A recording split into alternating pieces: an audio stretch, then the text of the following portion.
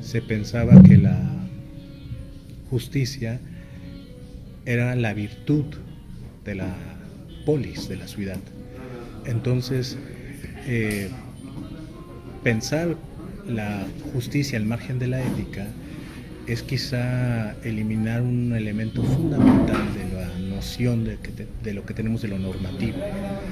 Desde muy temprana época, muchos pensadores creyeron que el concepto legal de justicia no agotaba el concepto de la misma. Y yo creo que este sería el problema, un problema fundamental que se sigue debatiendo. ¿Cuál es el papel que debe tener la moral dentro de un orden jurídico? ¿Debe ser independiente del mismo o debe de alimentarlo, debe de guiarlo? Es un debate amplísimo que ya lo expresó en su momento San Agustín. Él decía, lex injusta non lex, una ley injusta no es una ley, ¿no? Y se refería entonces con esa expresión en que no estamos obligados a obedecer leyes que vayan contra los principios morales. ¿Cuál es el problema? Que solemos identificar la justicia con el corpus de leyes, normas de un sistema jurídico y pensamos que la moral no está o no debería estar inmiscuida en ese orden, debería ser independiente. Es la tesis clásica del positivismo. Aparentemente sí hay contradicciones y sí hay necesidad de hacer crítica a ciertas leyes por las implicaciones morales que tienen. Es decir, los casos de objeción de conciencia, de desobediencia civil, por ejemplo, son resultado de que hay leyes que no se consideran moralmente justas. Entonces la moralidad se pone en una posición externa, crítica, para enjuiciar de alguna manera los mismos principios legales.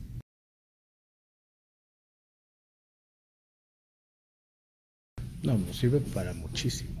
Y yo creo que ante todo el papel fundamental de la ética, al menos como se suele entender ahora, es para desarrollar una conciencia crítica. Es decir,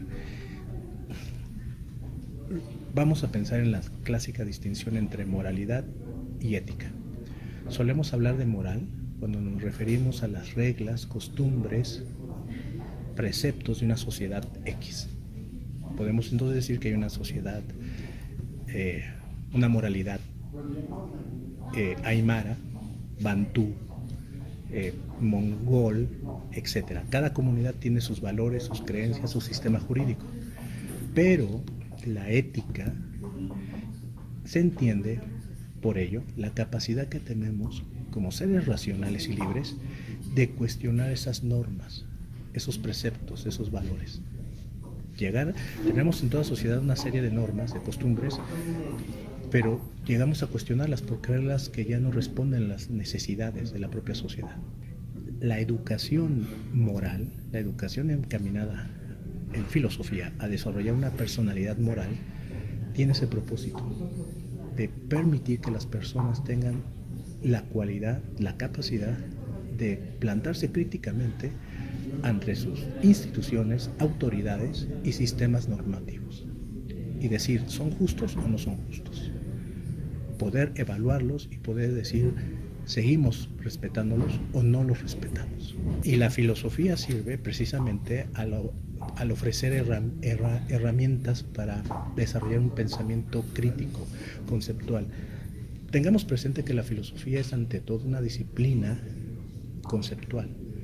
No es investigación empírica, ¿no? O sea, el filósofo, la filósofa, lo que hace es analizar problemas, de tal manera que esos problemas sean claros, sean lo más consistentes, no sean contradictorios y poder ofrecer explicaciones plausibles frente a ciertas cuestiones, que pueden ser cuestiones de ética, cuestiones de estética, cuestiones de ontología, de filosofía política, etc.